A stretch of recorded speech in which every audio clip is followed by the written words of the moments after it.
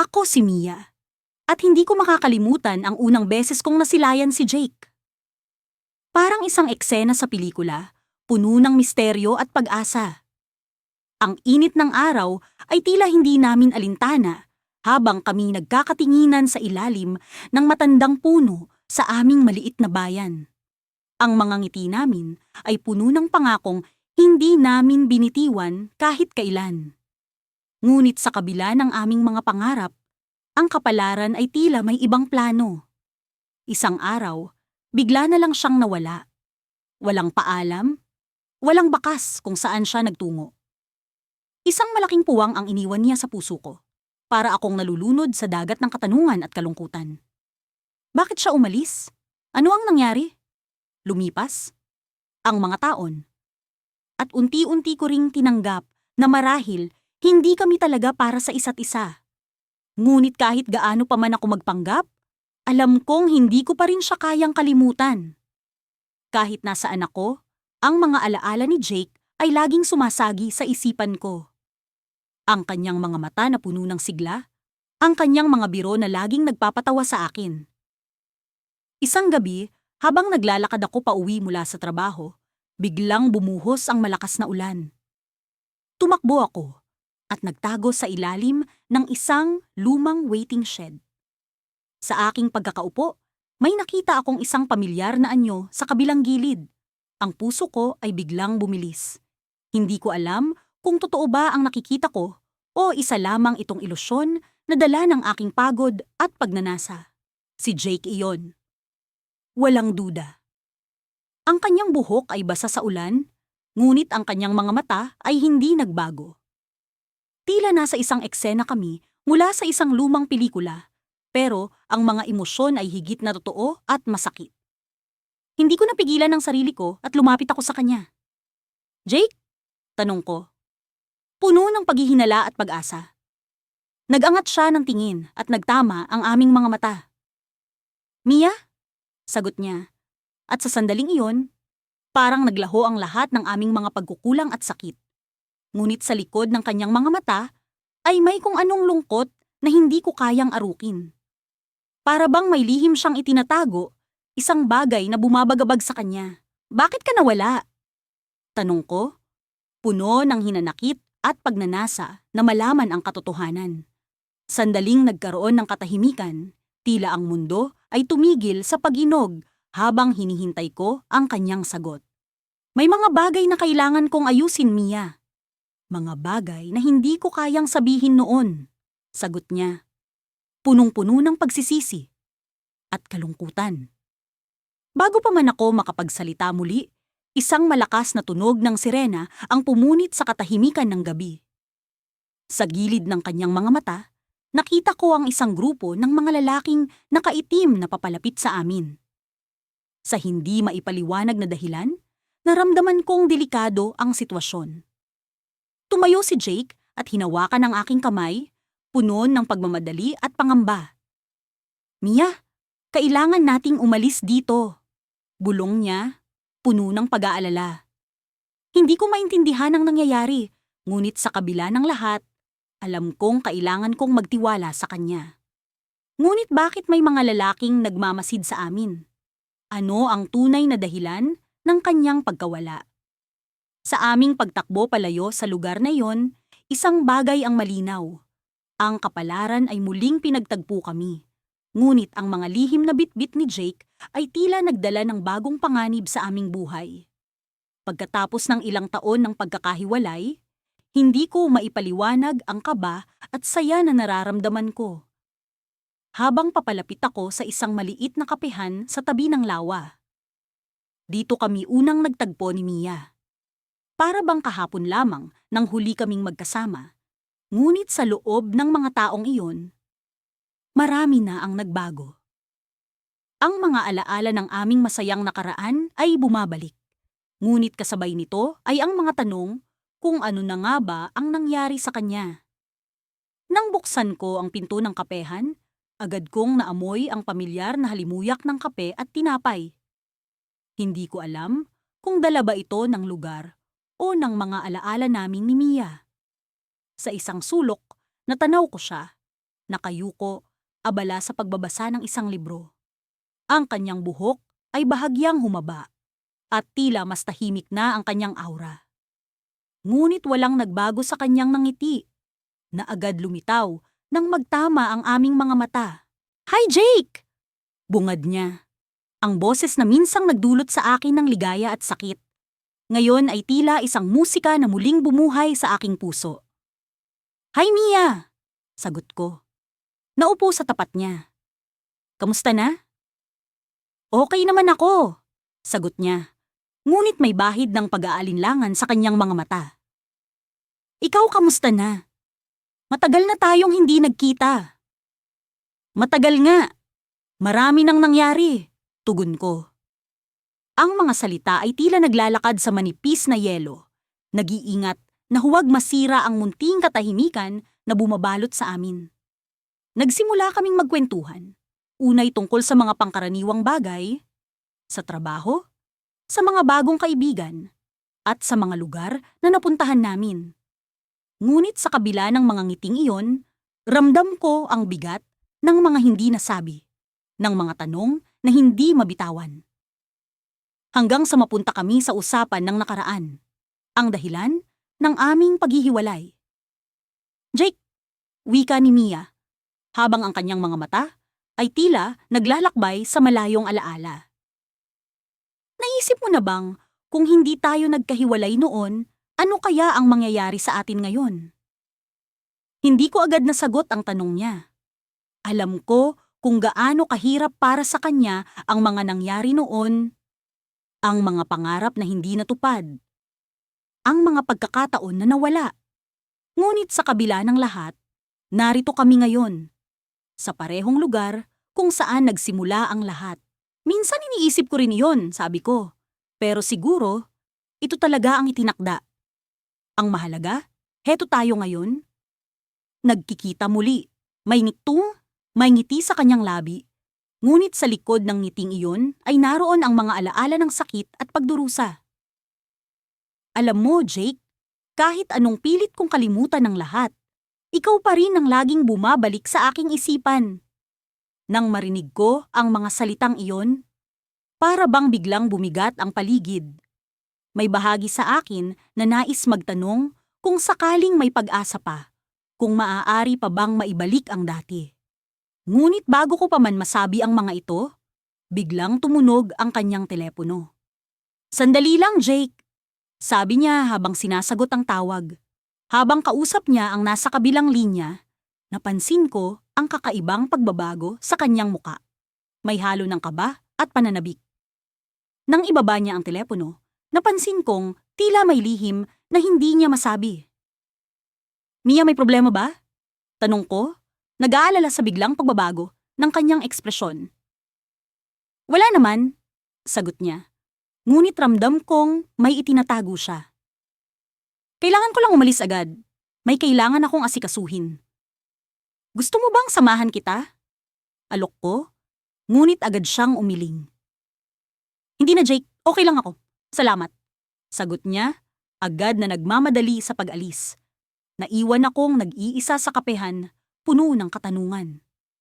Habang nakaupo roon, iniisip ang nangyari, napansin ko ang librong iniwan niya sa mesa. May isang sulat na nakasingit sa loob nito. Agad kong kinuha at binasa ang unang linya. "Jake, kung binabasa mo ito, ibig sabihin may mga bagay na hindi ko kayang sabihin sa iyo ng harapan. Sana'y makilala mo ang taong naging dahilan kung bakit ako muling nabuhay." Hindi ko na natapos basahin ang sulat nang biglang bumukas ang pinto ng kapehan at may isang estrangherong pumasok, hawak ang parehong libro na iniwan ni Mia.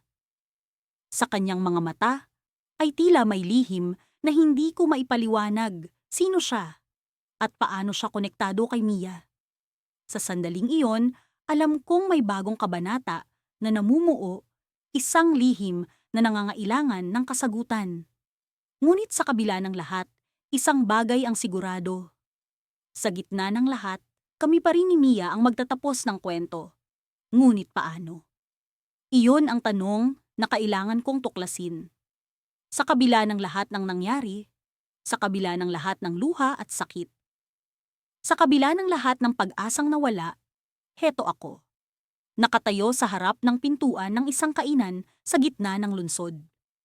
Ang mga ilaw sa labas ay tila mga bituing naglalayag sa kalangitan, kumikislap, at nagbibigay ng liwanag sa madilim na gabi.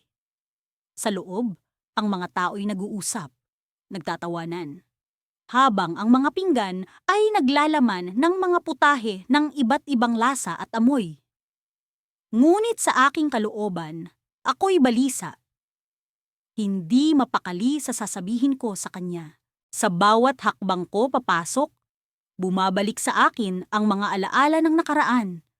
Ang mga araw na magkasama kaming nangangarap, tumatawa sa ilalim ng sinag ng araw, at umiiyak sa gitna ng ulan.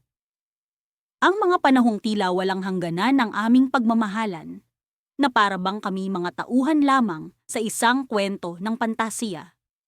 Ngunit hindi kami ligtas sa mapaglarong kamay ng kapalaran. May mga pangyayaring wala sa aming kontrol, mga desisyong kailangang gawin, mga daang kailangang tahakin kahit hindi kami magkasama. Sa loob ng kainan, nakita ko siya, si Lila, ang babaeng naging bahagi ng aking kaluluwa, ang babaeng hindi ko kailanman makakalimutan. Nakaupo siya sa isang mesa malapit sa bintana. Ang kanyang mga mata ay nakatingin sa labas. Tila nagmamasid sa mga bituing nakatago sa likod ng ulap. May kaunting pag-aalinlangan sa kanyang mukha, ngunit ang ngiti niya'y naroon pa rin. Ang mga ngiti na palaging nagbibigay sa akin ng lakas. Lumapit ako sa kanya, bawat hakbang ay puno ng pag-asa at pangamba. Nang makita niya ako, nag-iba ang ekspresyon ng kanyang mukha. Nagulat siya, ngunit sa kanyang mga mata, nakita ko ang isang kislap ng saya, isang kislap ng pag-asang matagal nang naglaho. "Hay!" Bungad ko. Ang boses ko'y garalgal, puno ng emosyon. "Hay!" Sagot niya. Simple, ngunit puno ng damdamin. Umupo ako sa harap niya. Ang lamig ng mesa'y naramdaman ko sa ilalim ng aking mga kamay.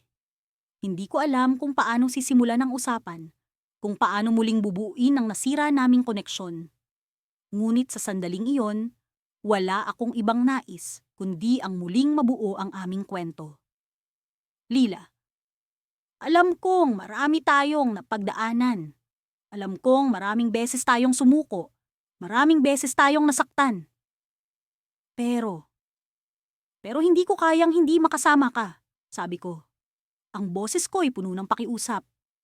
Tumitig siya sa akin. Ang kanyang mga mata ay tila bumabasa sa aking kaluluwa. Alam mo, Adrian, hindi ko rin alam kung paano magpapatuloy. Pero sa bawat araw na lumilipas, sa bawat oras na nag-iisa ako, ikaw ang palaging bumabalik sa isip ko. Ikaw ang palaging hinahanap ng puso ko. Sa mga salitang iyon, naramdaman ko ang init ng pag-asa. Ang init ng pagmamahal na matagal nang nakatago sa aming mga puso. Ngunit sa likod ng mga ngiti at kislap ng mga mata, alam naming marami pa ring balakid. Marami pa ring pagsubok ang darating. Sa tingin mo ba, kaya nating lampasan ang lahat ng ito? Kaya ba nating bumuo muli ng kwento natin? Tanong niya, puno ng pag-aalinlangan. Ngumiti ako, ang ngiti na puno ng kasiguraduhan. Naniniwala ako na kaya natin, Lila. Sa kabila ng lahat, tayo pa rin sa huli.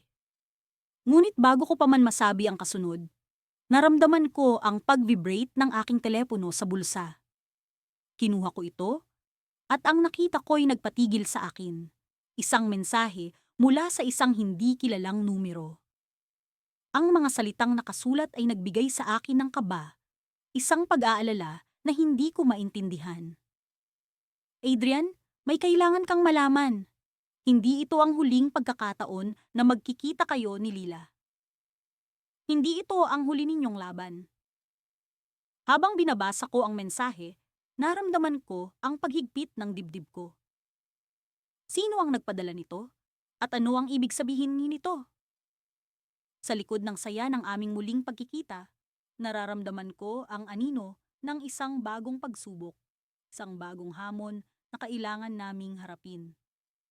Lila, tila nababasa ang aking pag-aalala, ay nagtanong, "Anong nangyari, Adrian?" Ngunit bago ko pa man masagot ang kanyang tanong, ang mga ilaw sa kainan ay biglang nag-flash. Ang ingay ng mga tao'y tumigil, at ang paligid ay tila bumalot sa isang kakaibang katahimikan. Sa gitna ng lahat ng ito, napagtanto ko, hindi pa ito ang huli. Sa kabila ng lahat ng aming pag-asa, may isang bagay na hindi kami handa. Isang bagay na maglalagay sa aming pagmamahalan sa isang bagong pagsubok. At sa kabila ng lahat ng ito, alam kong sa huli, kami pa rin. Ngunit paano namin haharapin ang bagong hamon na ito? Ano ang susunod na mangyayari sa aming kwento? Ang mga hakbang ko'y tila walang direksyon ng araw na iyon. Parang may sarili silang isip na dinala ako sa parke kung saan unang nagtagpo ang aming mga landas ni Clara. Sa ilalim ng malalagong puno ng akasya, habang ang araw ay unti-unting lumulubog sa kanluran, naramdaman ko ang malamig na simoy ng hangin na puno ng mga alaala. Sa paglipas ng mga taon, natutunan kong tanggapin ang masalimuot na laro ng tadhana. Ngunit hindi ko lubos na isip na sa kabila ng lahat ng pag-aalinlangan, ang pag-ibig na minsang naging atin ay muling mabubuhay. Ngayon, habang nakatayo ako sa parehong lugar kung saan una kong nasilayan ang kanyang mga ngiti, isang bahagi ng aking sarili ang umaasang makikita ko siyang muli. Hindi ko siya nakita sa loob ng maraming taon. Ang aming mga pangarap ay nawala sa hangin, tulad ng mga dahong tinangay ng hangin sa taglagas. Ngunit sa kabila ng lahat ng ito, may isang bahagi sa aking puso na hindi kailanman nagbago. Isang bahagi na patuloy na nagmamahal sa kanya. Habang nakatitig ako sa malayo, nakita ko ang isang pamilyar na anino na papalapit. Hindi ako makapaniwala sa aking mga mata. Si Clara ba yon? Ang kanyang hakbang ay tiyak, puno ng determinasyon, ngunit may bakas ng pag-aalala sa kanyang mukha na hindi ko maipaliwanag. "Clara," tawag ko habang papalapit siya. Ang kanyang mga mata ay kumislap sa pagkabigla, ngunit may halong kagalakan. "Ikaw nga, Miguel," sagot niya. Ang kanyang tinig ay tila musika sa aking pandinig. Ang kanyang presensya ay nagdala ng init na matagal ko nang hindi naramdaman. Nag-usap kami na parang walang nagbago. Ang mga tao ng pagkakahiwalay ay tila nawala sa isang iglap. Ang mga salitang lumabas sa aming mga bibig ay puno ng pananabik at pangungulila. Nalaman kong tulad ko, patuloy rin niyang iniingatan ang mga alaala ng aming nakaraan. "Miguel, naisip mo na bang ang mga tadhana natin ay talagang naglalaro lamang?" Tanong niya. Ang kanyang mga mata ay puno ng pagtataka. "Sa kabila ng lahat ng nangyari, heto tayo, magkasama muli." "Oo, Clara. Ngunit ang mahalaga ay nandito tayo ngayon," sagot ko. Tinatapik ang kanyang kamay. Ang init ng kanyang palad ay nagbigay sa akin ng lakas ng loob na magpatuloy. Sa gitna ng aming pag-uusap, biglang bumuhos ang ulan. Ang mga patak nito ay malamig, ngunit masaya kaming nagpatuloy sa pag-usap sa ilalim ng ulan, tulad ng mga batang nagtatampisaw sa ulan. Ang bawat patak ay tila nagdadala ng bagong simula para sa aming dalawa. Ngunit sa kabila ng kasiyahan, hindi ko maiwasang maramdaman ang takot. Paano kung muli kaming paghiwalayin ng kapalaran? Paano kung ang aming kasalukuyang kaligayahan ay isang panandaliang ilusyon lamang? Habang naglalakad kami pauwi, may biglang sumagi sa aking isip. Isang bagay na hindi ko inaasahang mararamdaman muli. Ang pakiramdam ng pag-alinlangan at takot sa kung ano ang darating. Ngunit sa kabila nito, naroroon ang pag-asang sa kabila ng lahat, ay muling magkakatuluyan kami ni Clara. "Miguel, may nais akong sabihin sa'yo," sabi niya habang kami nakatigil sa isang tagpo ng liwanag ng buwan na sumisilip sa ulap. Sa mga tao ng pagkakahiwalay natin, may natutunan akong isang bagay. Ano yon, Clara? Tanong ko. Ang aking puso ay puno ng kaba. Na ang lahat ng ito, ang ating kwento, ay hindi lamang isang pagkakamali o pagkakataon, sagot niya. Ito ay bahagi ng isang mas malaking plano. At ngayon, nais kong ipaglaban ito. Ang kanyang mga mata ay puno ng determinasyon at isang damdamin ang bumalot sa akin. Alam ko sa mga sandaling iyon na sa kabila ng lahat ng hindi inaasahan, kami ay pinagtagpo muli hindi lamang para sa aming mga sarili, kundi para sa isang mas makabuluhang layunin. Ngunit bago ko pa man masabi ang nais kong ipahayag, isang malalim na tunog ng kulog ang pumunit sa katahimikan at ang paligid ay biglang nabalot ng kadiliman. Ang mga ilaw sa paligid ay nagpatay-sindi at isang mahiwagang pakiramdam ang bumalot sa amin. Biglang lumitaw ang isang anino mula sa likuran. Isang pamilyar na boses ang nagsalita, puno ng pagtataka at pag-aalala. Miguel, Clara! Ano ang ginagawa ninyo rito? Hindi ko inaasahan ang kanyang pagdating. Isang tao mula sa aming nakaraan, isang bahagi ng kwentong matagal na naming iniwang bukas. Ang pagdating niya ay tila isang palatandaan ng muling pagsisimula ng isang kabanata na hindi pa tapos. Habang nakatayo kami roon, sa gitna ng ulan at sa harap ng anino ng aming nakaraan. Alam kong may mas malalim na kwento ang naghihintay na mabunyag. At sa gitna ng lahat, kami pa rin ni Clara ang magkasamang haharap sa kung anuman ang dala ng kapalaran. Ang bawat sandali ay tila isang malalim na hininga ng pag-asa. Isang pag-asa na matagal nang nawala sa akin. Nang maabot ko ang kanto kung saan kami muling nagtagpo ni Lila, naramdaman ko ang pagbigat ng aking dibdib. Hindi ko alam kung ito ba ay kagalakan o takot. Marahil ito ay pareho. Sa kabila ng mga tao ng pagkakalayo, ang kanyang mukha ay nanatiling malinaw sa aking alaala, tulad ng hindi naburang bahagi ng aking pagkatao. Sa gitna ng maingay na lungsod, siya ay nakatayo sa ilalim ng ilaw ng buwan, tila isang diwata na naglalakad sa ibabaw ng lupa. Ang kanyang mga mata ay naglalaman ng mga lihim na hindi ko pa rin ganap na nauunawaan. Mga lihim na tila kumikislap sa bawat pagtanaw. Lumapit ako sa kanya, at sa bawat hakbang ay naramdaman ko ang pag-ikot ng mundo. Isang mundo na umiikot sa kanyang paligid. Lila? Bulong ko, puno ng pagkamangha. Ang kanyang pangalan ay tila isang dasal na matagal ko nang hindi binibigkas. Isang dasal na sa wakas ay narinig. Lumapit siya sa akin at sa kanyang mga mata ay naroon ang isang kwento ng paglalakbay. Isang kwento ng mga pighati at tagumpay. Alam kong darating ka, wika niya, puno ng kumpiyansa. Alam ko sa puso ko na ang kapalaran ay hindi tayo ganap na pinabayaan. Ang bawat salita niya ay nagbigay ng liwanag sa madilim na parte ng aking kaisipan. Alam kong may mga rason kung bakit kami pinaghiwalay ng kapalaran. Mga rason na lumampas sa aming kakayahang maunawaan. Subalit sa sandaling iyon, tila ang lahat ng ito ay nagkaroon ng kabuluhan. Sa kanyang presensya, ang mga sugat ng nakaraan ay tila gumaling, at ang mga nawalang pag-asa ay muling bumangon. Kami ay naglakad sa kahabaan ng ilog. Ang mga alon nito ay tila nagsasalita ng mga lihim ng panahon. Ang dami nang nagbago, sabi ko. Sinisikap na punan ang katahimikan ng meaningful na mga salita. Oo, sagot niya. Ang kanyang tinig ay puno ng damdamin na hindi ko maipaliwanag. Pero sa kabila ng lahat, narito pa rin tayo. Ang kanyang mga salita ay tila isang pagyakap. Isang pagyakap na puno ng katiyakan at pag-unawa. Sa sandaling iyon, naramdaman ko na ang aming paglalakbay ay hindi patapos. Na may mga bagay na hindi pa namin natutuklasan, mga bagay na inaasam naming makamit.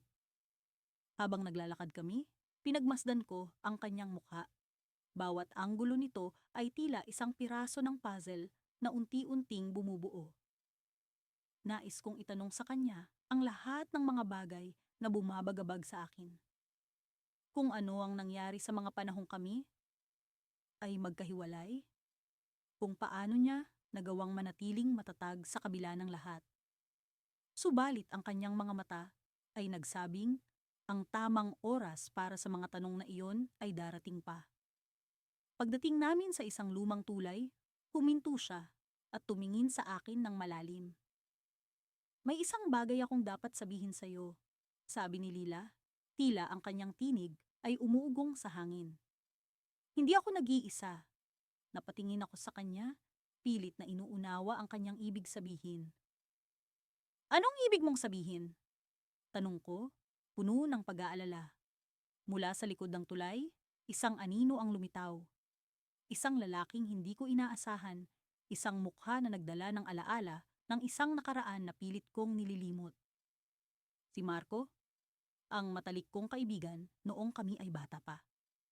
Subalit ang kanyang presensya sa likod ni Lila ay tila isang pangitain na hindi ko inaasahan. Lila, siya ang kasama mo? Tanong ko, puno ng kalituhan. Oo, sagot niya. Ang kanyang tinig ay puno ng damdamin na hindi ko maipaliwanag. Sa kabila ng ating pagkakalayo, Marco ang naging kasama ko sa paglalakbay.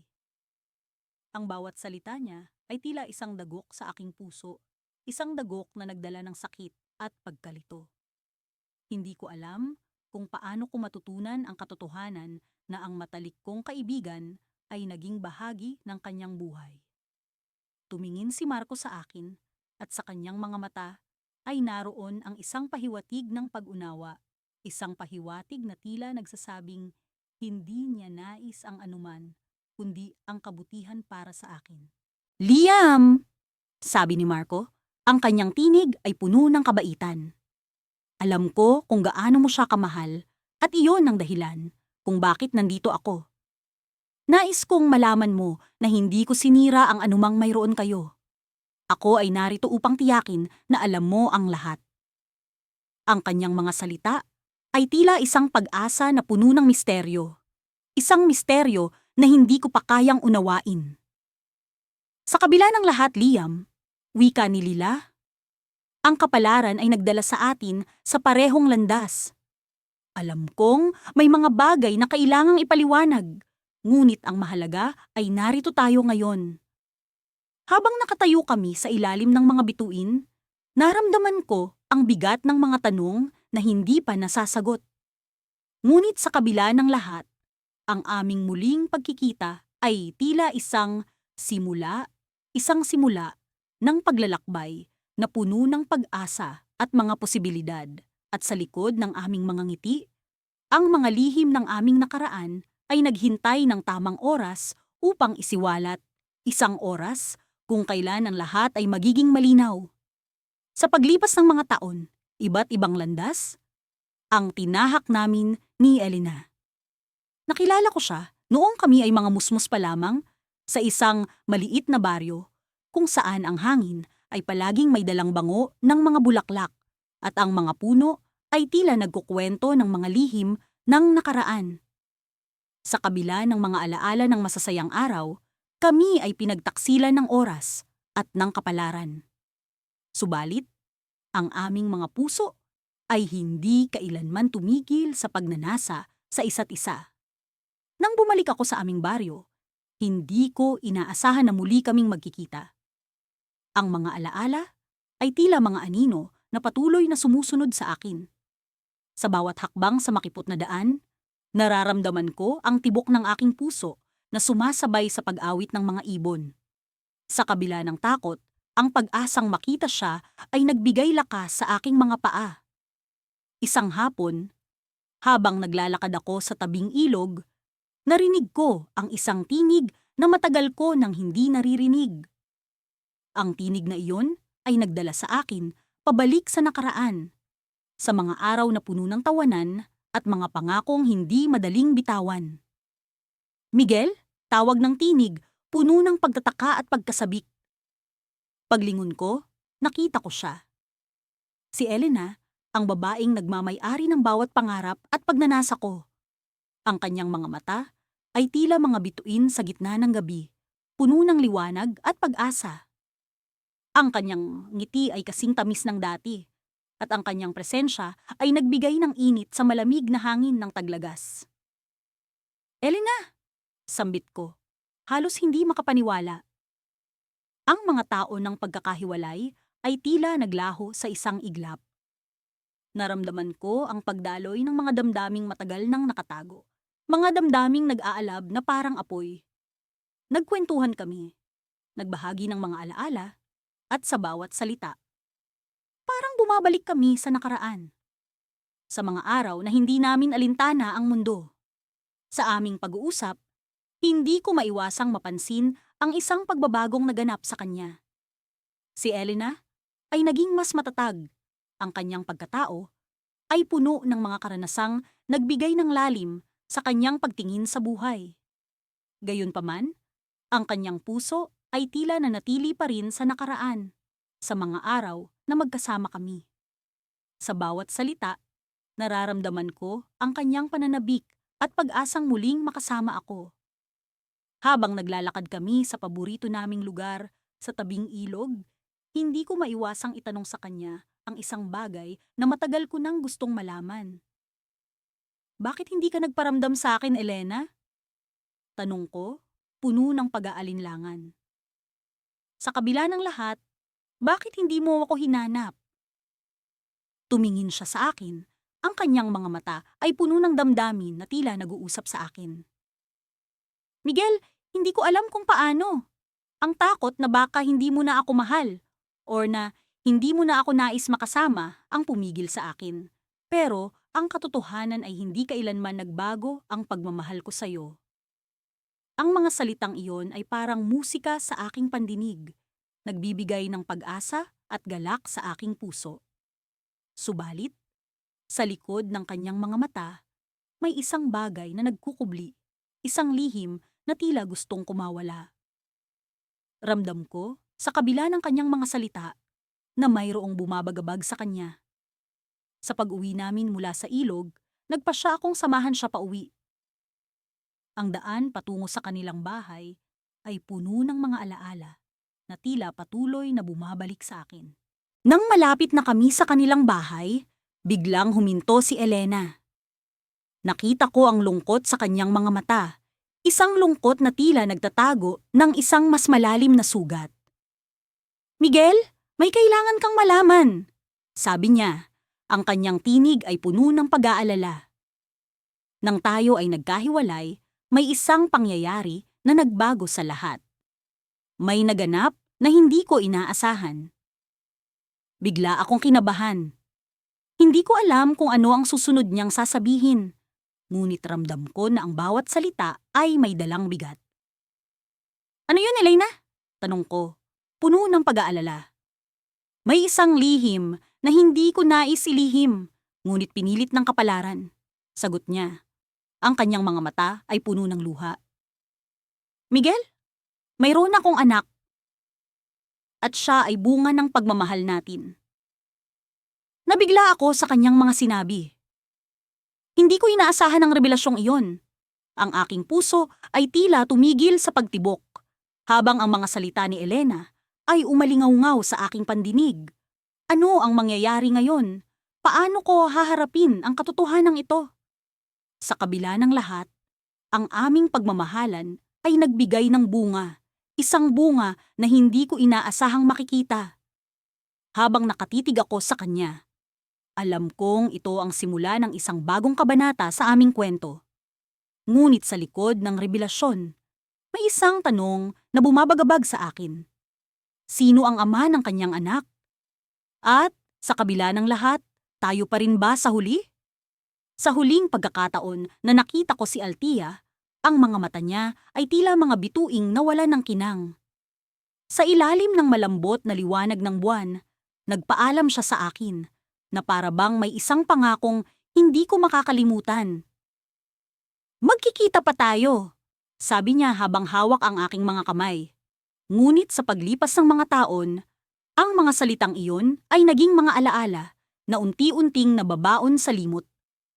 Sa kabila ng mga taon, Hindi ko maalis sa isipan ang imahe ni Althea. Ang kanyang mga ngiti, ang kanyang halakhak na tila musika sa aking pandinig. Lahat ng iyon ay naging bahagi ng aking pagkatao. Sa bawat sandali ng aking pag-iisa, pilit kong inaalala ang kanyang mga yakap at mga halik na puno ng pag-asa. Ngunit ang kapalaran ay tila may ibang plano para sa amin. Sa mga taon na lumipas, sinubukan kong mamuhay ng normal. Nagpatuloy ako sa aking pag-aaral, nagtrabaho, at nakilala ang iba pang mga tao. Ngunit sa kabila ng lahat, may puwang sa aking puso na hindi mapuno ng sinuman. Hanggang kailanman, si Althea pa rin ang laman ng aking mga panaginip.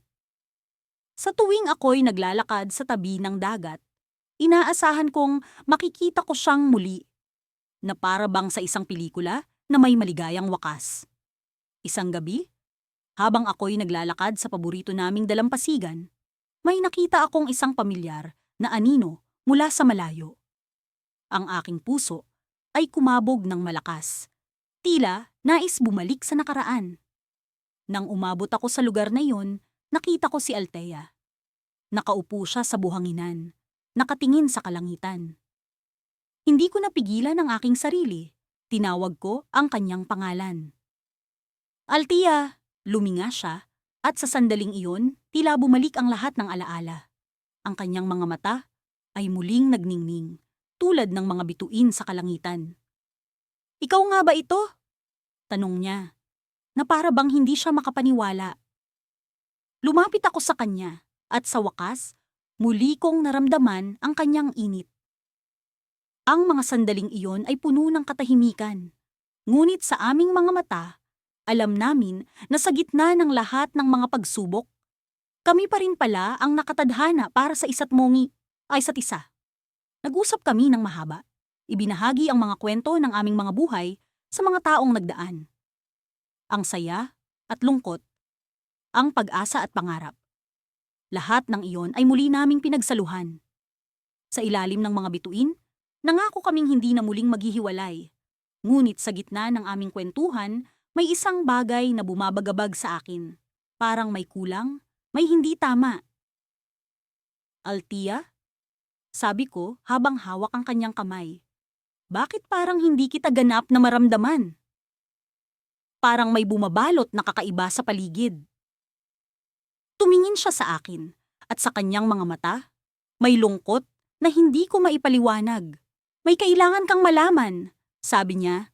Ang kanyang boses ay puno ng pag-aalinlangan. Hindi ito madali, ngunit kailangan kong sabihin sa'yo. Sa sandaling iyon, naramdaman ko ang kaba sa aking dibdib. Ano ang maaring itinatago ni Althea? Ano ang hindi ko pa nalalaman? Habang hinihintay ko ang kanyang mga susunod na salita, naramdaman ko ang malamig na simoy ng hangin na dumaan sa amin. Tila nagsisilbing paalala na ang bawat saglit ay mahalaga. Sa pagsapit ng umaga, habang ang liwanag ng araw ay unti-unting bumabalot sa paligid, bumuntong hininga si Althea at sinabi, "Hindi ako ang Althea na nakilala mo noon. Ang kanyang mga salita ay tila mga punyal na tumusok sa aking puso. Ako ay bahagi ng isang misteryo na hindi mo paganap na nauunawaan. Napatitig ako sa kanya, hindi makapagsalita. Ano ang ibig niyang sabihin? Ano ang nangyayari? Sa aking isipan, bumabalot ang mga tanong na hindi ko alam kung paano sasagutin. Ngunit sa likod ng lahat ng ito, alam ko na hindi ko siya kayang bitawan. Sa kabila ng lahat ng ito, isang bagay ang malinaw.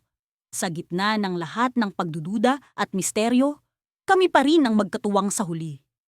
Ngunit sa pagkakataong ito, kailangan kong malaman ang katotohanan. At kung ano man iyon, handa akong harapin kasama siya. Ngunit paano kung ang katotohanan ay higit pa sa kaya kong tanggapin? Sa pagyakap ko kay Althea, naramdaman ko ang bigat ng mga susunod na araw. Ngunit kahit anong mangyari, alam kong sa gitna ng lahat ng ito, kami pa rin ang magkasama sa huli. Ano ang susunod na mangyayari? Ang tanong na ito, ay patuloy na bumabagabag sa akin. Ngunit isang bagay ang sigurado, hindi ko siya susukuan. Sa kabila ng lahat ng misteryo at lihim, sa huli, kami pa rin ang magkasama. Sa gitna ng lahat ng ito, may pag-asang naglalagablab sa aming mga puso.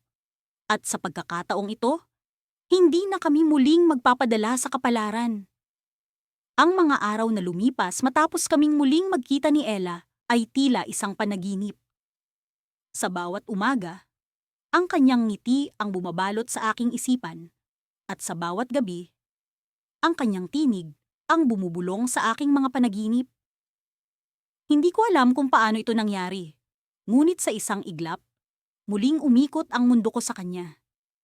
Minsan, habang naglalakad kami sa ilalim ng mga bituin, napansin ko ang kanyang pagtingin sa langit. Alam mo ba, Liam? Sabi niya habang nakatingin sa mga kumukutitap na tala. May mga bagay talagang nakatadhana. Kahit gaano pa kalayo ang landas, babalik at babalik tayo sa kung saan dapat tayo. Tumigil ako sa aking paglalakad at hinarap siya. Ella, sa tingin mo ba tayo'y ganoon? Na kahit ilang beses tayong maghiwalay, babalik pa rin tayo sa isa't isa. Tiningnan niya ako ng diretso sa mata. Oo, Liam! Naniniwala ako na sa gitna ng lahat, tayo pa rin sa huli. Ang pag-uusap na iyon ay nagbigay sa akin ng pag-asa. Ngunit alam kong sa likod ng kanyang mga salita ay may mga tanong na hindi ko pa nasasagot. Ano nga ba ang dahilan ng aming pagkakaalam? Ano ang puwersang nagtulak sa aming muling pagtatagpo? Isang gabi, habang naglalakad kami sa paborito naming parke, naramdaman kong may kakaiba. Ang hangin ay tila may dalang mensahe, at ang katahimikan ay puno ng tensyon na hindi ko maipaliwanag. Ella, may nararamdaman ka bang kakaiba? Tanong ko. Tumango siya. Ang kanyang mga mata ay nag-aalab sa isang damdaming hindi ko mawari. May bumabalot sa akin, Liam. Parang may paparating na hindi inaasahan.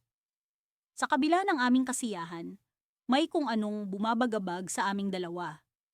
Nang umupo kami sa isang bangko sa tabi ng lawa, hinawakan niya ang aking kamay ng mahigpit. Liam, may kailangan akong sabihin sa'yo. Bigla akong kinabahan. Ang tono ng kanyang boses ay puno ng lungkot at pag-aalala. Ano yun, Ella? Tanong ko. Pilit pinipigil ang bumibigat na damdamin. May isang bagay na hindi mo pa alam tungkol sa akin, simula niya, habang nakatingin sa malayo. May isang bagay na maaaring makapagpabago sa lahat. Sandaling iyon, naglaro sa isipan ko ang iba't ibang senaryo. Ano ang pinakatatago ni Ella? Bakit ngayon niya lamang ito sasabihin? Ngunit bago pa man ako makapagtanong, naramdaman ko ang isang malamig na hangin na umihip sa akin, para bang may banta na paparating.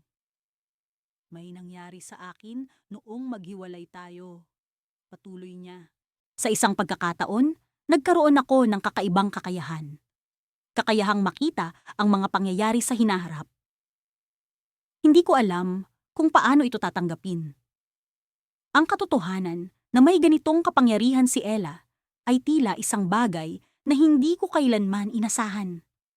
Ella, paano mo ito nalaman? At paano ito konektado sa atin? Huminga siya ng malalim. Tila pinipilit na ilabas ang lahat ng kanyang nararamdaman. Hindi ko ito ginusto, Liam. Ngunit isang araw, nang makita ko ang pangitain, nakita ko tayong dalawa. At may isang bagay na nangyari. Isang bagay na hindi ko alam kung paano ko ito mapipigilan. Naramdaman ko ang bigat ng kanyang mga salita. Ang lahat ng ito ay tila isang palaisipan na hindi ko alam kung paano ko mabibigyan ng solusyon. Ella, ano ang nakita mo? Ngunit bago pa man siya makasagot, isang malakas na kulog ang umalingaw-ngaw sa paligid. Ang langit na dati puno ng bituin ay biglang nagbago. Nagdilim at nagbanta ng ulan. Sa sandaling iyon, naramdaman kong may puwersa na higit pa sa amin ang kumikilos. Ang nakita ko, Liam, sabi niya sa pagitan ng mga patak ng ulan na nagsisimulang bumuhos ay isang bagay na hindi ko kayang baguhin. Sa huli, may isang puwersang magpapasya kung tayo nga ang para sa isa't isa. Ang pag-amin na ito ay nag-iwan ng isang malalim na tanong sa aking puso. Ano ang magiging kapalaran namin ni Ella? At sino o ano ang puwersang ito na naglalaro sa aming mga buhay? Sa gitna ng ulan, habang kami nakatayo, ang mga tanong na ito ay nanatiling nakabitin. Walang kasagutan. Ngunit sa kabila ng lahat, isang bagay ang tiyak. Sa gitna ng lahat, kami pa rin sa huli. Ngunit paano? Iyon ang tanong na dapat naming malaman. Isang linggong walang humpay na ulan ang bumalot sa lungsod. Ngunit sa kabila ng malamig na simoy ng hangin at madilim na kalangitan, ang araw na ito'y tila kakaiba. Bumangon ako mula sa kama. Ang amoy ng bagong timplang kape ay humahalimuyak sa buong silid. Nagpasya akong maglakad sa parke, sa kabila ng basa at putik, upang muling pag-isipan ang mga nangyari sa nakalipas na araw. Si Elena, ang aking Elena, ay muling nagbalik sa aking buhay, gaya ng alapaap na nagbanta, ngunit hindi kailanman bumaba. Ang unang pagtatagpo namin matapos ang ilang taon ay tila isang panaginip. Ang kanyang mga mata, kung saan nagkukubli ang mga lihim ng aming nakaraan, ay muling nagbigay liwanag sa aking mundo. Ngunit may kung anong bumabagabag sa akin, isang pangamba na hindi ko maipaliwanag. Habang naglalakad ako sa parke, ang mga alaala ng aming kabataan ay muling bumalik. Ang mga tawanan, ang mga pangarap na binuo namin, at ang mga pangako na tila naglaho kasabay ng paglipas ng panahon. Kung paanong nagkahiwalay kami dahil sa mga pangarap na hindi tugma. Siya ay nag-aral sa ibang bayan, habang ako'y nanatili at minahal ang buhay dito. Ngunit sa kabila ng lahat ng iyon, naroon ang hindi maipaliwanag na koneksyon, isang ugnayan na hindi kayang sirain ng distansya o oras. Nang matanaw ko ang isang bench kung saan kami madalas umupo noon, naisip kong maupo muna at damhin ang malamig na hangin. Sa aking pagupo, naramdaman ko ang isang bagay na matigas sa ilalim ng bench, isang maliit na kahon na tila sinadyang iwan doon. Binuksan ko ito at ang aking mga mata ay nanlaki sa aking natuklasan. Isang lumang liham na nakapangalan sa akin mula kay Elena. Sa kanyang sulat, isinasalaysay niya ang mga panahong nagdaan, mga hinanakit, mga pangarap na bumagsak, at mga lihim na hindi niya kailanman nasabi. Sa bawat salita, nararamdaman ko ang bigat ng kanyang damdamin, ang mga sugat na dala ng aming paghihiwalay. Ngunit sa gitna ng lahat ng ito, isang bahagi ng sulat ang nakaagaw ng aking pansin. Isang huli at marubdob na pangungusap. Matagal ko nang alam ang lahat, ngunit hindi ko kayang sabihin sa iyo. Patawarin mo ako. Ano ang ibig niyang sabihin? Ano ang alam niya na hindi ko alam? Ang mga tanong na ito'y bumalot sa akin, tila isang ulap na hindi maglaho sa aking isipan. Nagdesisyon akong hanapin siya upang makuha ang mga sagot na matagal ko nang hinahanap. Kinagabihan, naglakad ako patungo sa coffee shop kung saan kami unang nagkita muli. Ang lugar na ito ay naging saksi sa maraming pag-uusap at pagtatagpong hindi ko malilimutan. Sa aking pagpasok, naroon si Elena, nag-iisa sa isang sulok, tila nag-aabang. Lumapit ako sa kanya. At sa aking pagupo, ang kanyang mga mata ay tila puno ng mga alaalang nais niyang kalimutan, ngunit hindi magawa. Elena, ano ang ibig sabihin ng iyong sulat? Tanong ko. Ang aking boses ay puno ng pag-aalala at pag-usisa. Hindi siya sumagot agad. Sa halip, tumingin siya sa labas ng bintana kung saan ang ulan ay bumuhos ng mas malakas. Tila isang senyas na ang mga kasunod na salita ay magbabago sa aming mga buhay. Matagal ko nang alam na ang aming mga landas ay muling magtatagpo. Wika niya, Ang kanyang boses ay puno ng kapaitan at pag-asa. Ngunit may isang bagay na hindi ko nasabi sa iyo. Isang lihim na sinubukan kong itago upang hindi masaktan. Ang mga salita niya ay tila isang misteryo, isang palaisipan na nagbigay sa akin ng kaba at pag-aasam. At sa kanyang susunod na mga salita, ang lahat ng aking alam ay nagbago. Ito ay tungkol sa ating nakaraan, sa isang bagay na hindi mo alam. Ang ating mga magulang ay may kasunduan, isang kasunduan na nag-uugnay sa ating mga buhay mula pa noon. Hindi ko alam kung paano ko ito sasabihin sa iyo, pero kailangan mong malaman. Sa kanyang mga mata, nakita ko ang isang pag-asang hindi ko mawari, isang pag-asang puno ng pagsubok at pagbabago. Ngunit bago ko pa man makuha ang buong kasagutan, isang matinding tunog ang bumasag sa katahimikan. Isang bagay na magdadala ng bagong pagsubok sa aming kwento.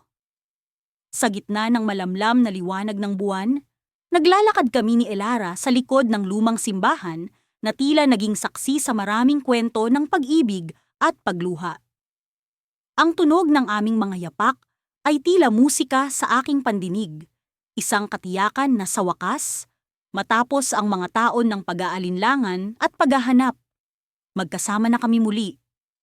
Sa bawat hakbang, ramdam ko ang init ng kanyang palad na mahigpit kong hawak, na para bang pinipilit ng aming mga puso na hindi na kami muling magkakahiwalay. Isang taon na ang lumipas simula nang magtagpo kami muli sa ilalim ng mga bituin. Hindi ko pa rin lubos mawari ang mga pangyayari kung paano, sa kabila ng napakaraming hadlang, ay nagtagpo ang aming mga landas. Ang mga alaala ng aming kabataan, ang mga tawanan at pangarap na sabay naming binuo, ay bumabalik sa aking isipan tuwing makikita ko ang kanyang ngiti.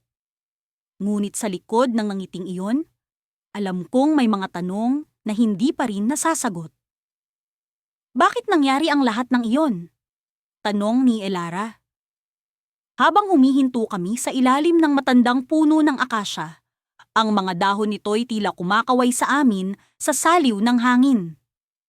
Naramdaman ko ang bigat ng kanyang tanong, hindi lamang sa kanyang mga salita, kundi sa paraan ng pagkakasabi nito. May halong pagdududa, takot, ngunit higit sa lahat, pag-asam na maunawaan ang lahat. Huminga ako ng malalim bago sumagot. Hindi ko rin alam, sabi ko, habang pinagmamasdan ng kanyang mga mata, na tila nag-aalab sa pagnanasa na malaman ang katotohanan. Ang alam ko lang, kahit ano pa man ang nangyari, tayo pa rin sa huli. Nakangiti siyang tumingin sa akin, ngunit naroon pa rin ang bakas ng pag-aalinlangan. Ramdam ko, may hindi ka pa sinasabi sa akin, wika niya, habang dahan-dahang hinihigpitan ang pagkakahawak sa aking kamay. Hindi ko alam kung paano ko sisimulan, ngunit alam kong ito na ang tamang oras para sabihin ang lahat. May isang bagay na kailangan mong malaman, Elara. Simula ko habang tumitingin sa kawalan, ang mga bituin na nagsisilbing saksi sa aming pag-uusap.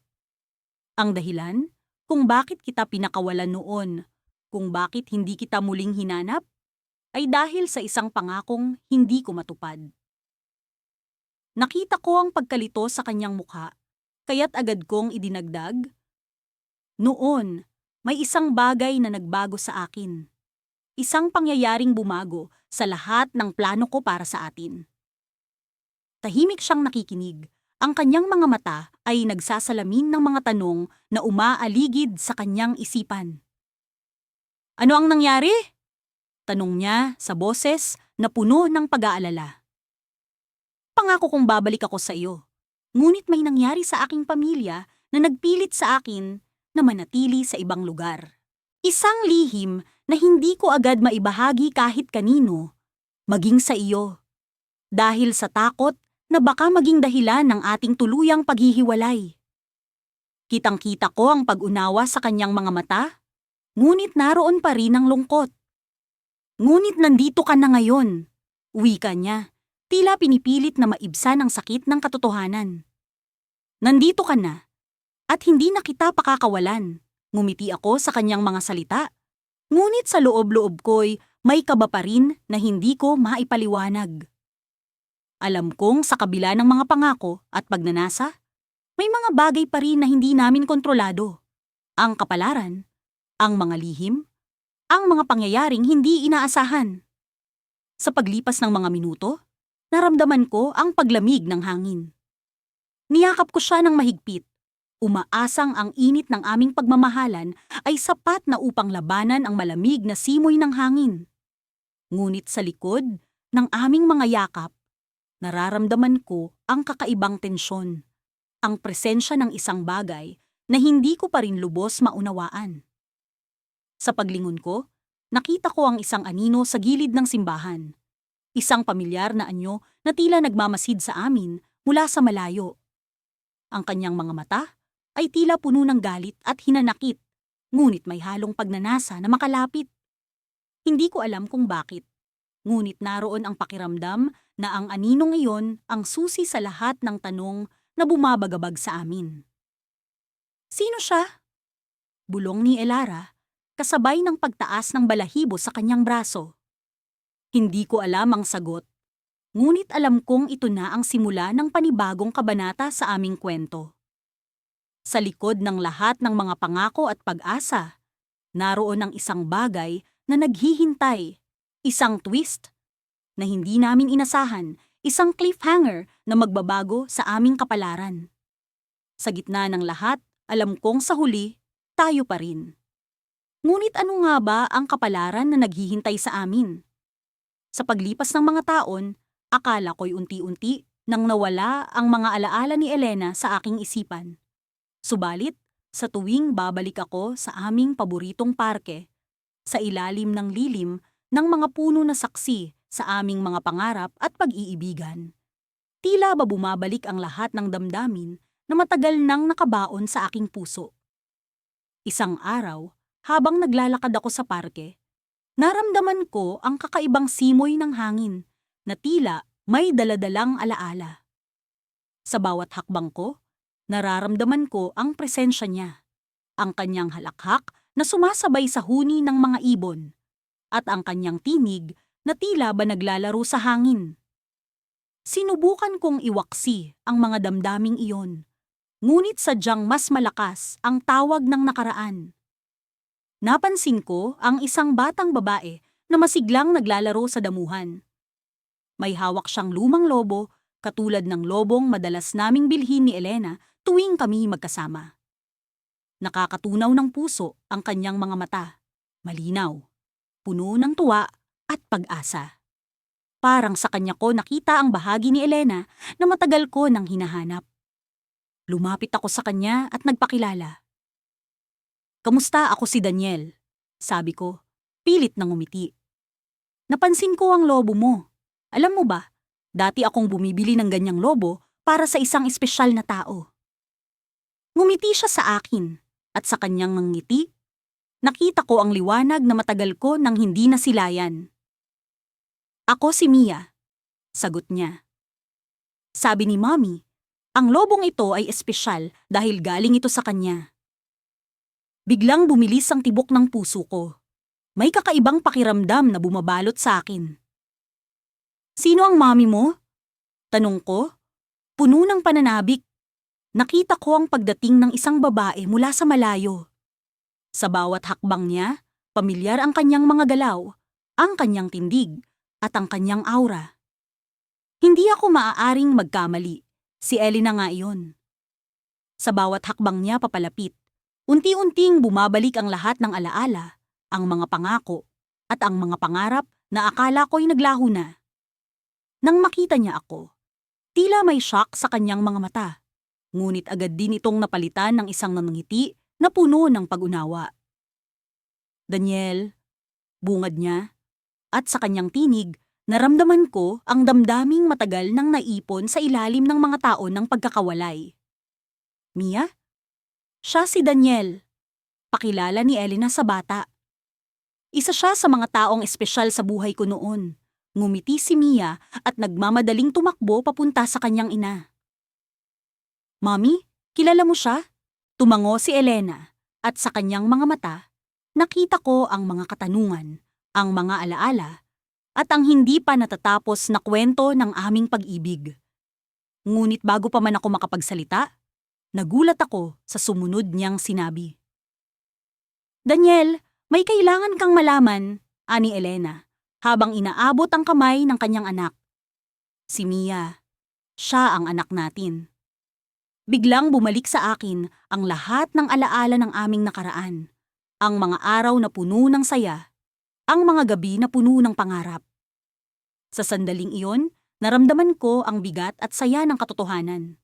Ang batang ito, si Mia, ay bunga ng aming pag-ibig na akala ko'y nawala na sa hangin.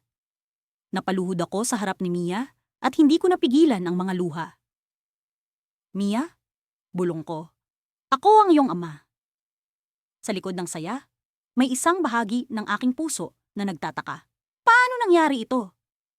Paano nagawa ni Elena na itago ito sa akin sa loob ng mahabang panahon? Paano kami muling magpapatuloy mula sa kung saan kami huminto? Habang yakap-yakap ko si Mia, naramdaman ko ang init ng kanyang katawan.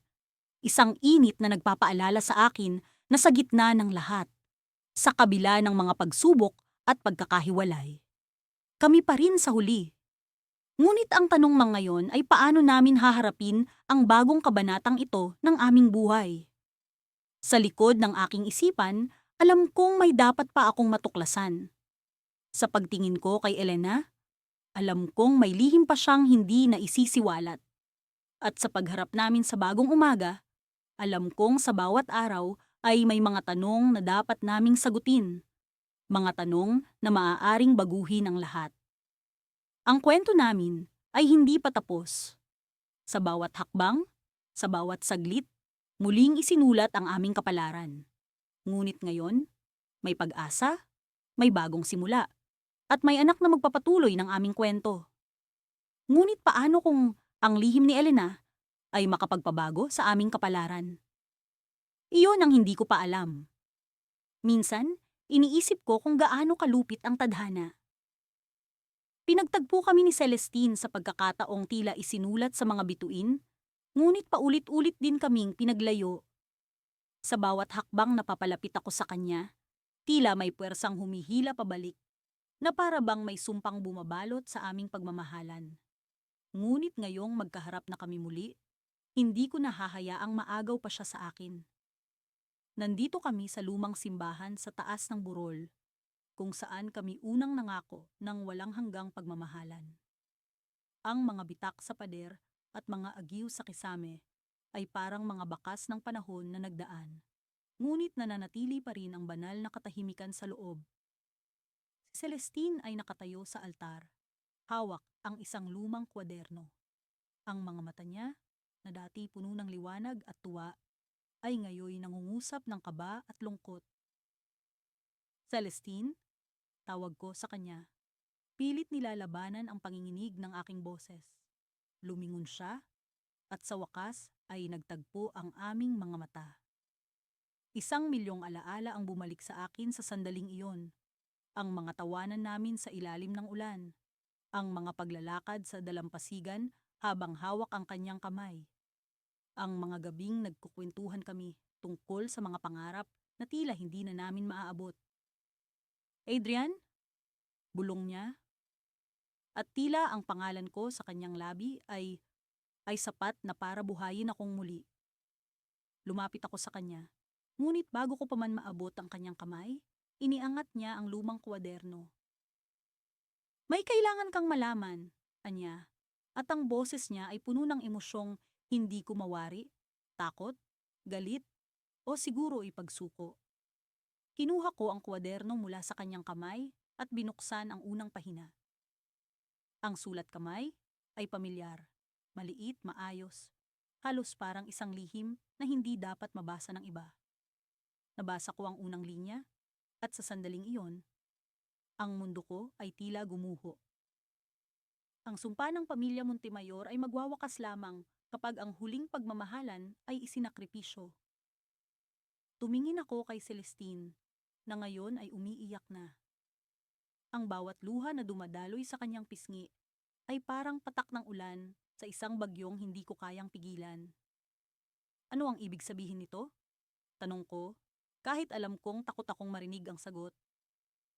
Adrian, sagot niya, ang pamilya ko, ang pamilya natin, ay konektado sa sumpang ito. Ang pagmamahalan natin, ang huling piraso para mabura ito. Ngunit ang kabayaran ay mas mabigat kaysa sa inaakala natin. Nanlamig ang buong katawan ko. Paano naging ganito kahirap ang lahat? Sa buong buhay ko, ang alam ko lang ay mahal ko si Celestine. Walang kondisyon, walang pag-aalinlangan. Ngunit ngayon, nalaman kong ang pagmamahalan pala namin ang susi sa isang sumpang matagal nang bumabalot sa aming mga pamilya. Kung magpapatuloy tayo, Adrian, humikbi siya, maaaring mawala ang isa sa atin. Gusto kong magalit. Gusto kong sigawan ng mundo at isumpa ang kapalaran na ito. Ngunit nang makita ko si Celestine, ang babaeng handa kong isakripisyo ang lahat para sa kanya, alam kong hindi ko kayang magalit. Ang puso ko ay nananatili sa kanya, kahit pa ang tadhana ang kalaban. Celestine, sabi ko, habang nilalapit ang mukha ko sa kanya. Hinawakan ko ang kanyang mga kamay, malamig, ngunit nakakapanatag. Wala akong pakialam sa sumpa, sa tadhana, o sa anumang puwersa na pilit tayong pinaghihiwalay. Ang mahalaga sa akin ay ikaw. Kung kailangan kong isakripisyo ang lahat para sa pagmamahalan natin, gagawin ko. Umiling siya, ngunit hindi ko binitiwan ang kanyang mga kamay. Adrian, hindi mo ako naiintindihan. Ang sumpang ito ang dahilan kung bakit nawala ang mga magulang ko. Ito rin ang dahilan kung bakit muntik na kitang hindi makita muli. Hindi ito simpleng pagmamahalan. May nakatadhana sa atin at ang tadhana ay hindi mapagbigay. Bago pa siya makapagsalita muli, biglang bumukas ang pinto ng simbahan. Isang malamig na hangin ang pumasok kasabay ng isang anino. Isang lalaking may suot na itim na kapa ang pumasok.